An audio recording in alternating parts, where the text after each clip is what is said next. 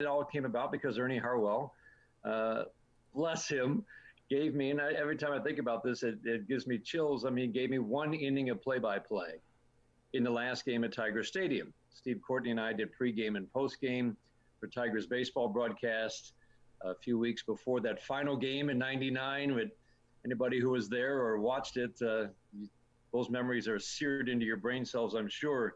It was such a big day, and so we were planning the pre and post for that day. That our broadcast on WJR went from 6 in the morning when Paul W. Smith took the air to midnight. So we were planning it, and I was told a few weeks before that I might be able to join Ernie Harwell in the booth for the last three innings because Jim Price, my partner now, his partner then, was going to get ready for the post-game show after his inning of play-by-play. So I'm like, sure. I mean, what am I going to do? I'll have the best seat in the house. So in the middle innings, when Jim was doing his play-by-play, Ernie stood up, and the booth, picture a booth that's, I don't know, 8x6. I mean, it's tiny.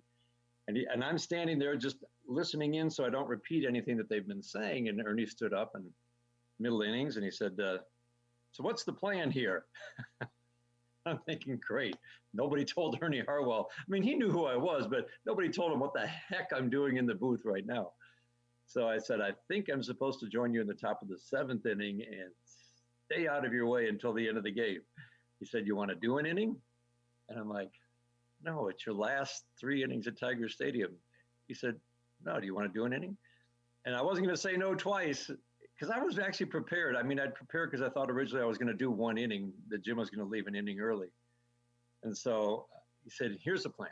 I'll come back in the top of the seventh inning and I'll introduce you for the bottom of the seventh. You do the bottom of the seventh and the top of the eighth.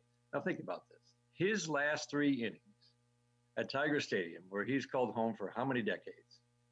And he's giving one of those last three innings on a day when the emotions are high and the flash bulbs are going off every pitch, giving one of those innings to me. And I don't think there's any question that, and he did a great job of, the style for him was generally there wasn't a lot of byplay with his partners because that's how it started. I mean, he was solo starting out in the 1940s. So, but with me, he would, folks, you're listening to the major league debut of Dan Dickerson. Dan, when was your first ball game here? I mean, just anything he could to make me feel comfortable. And it worked because I did.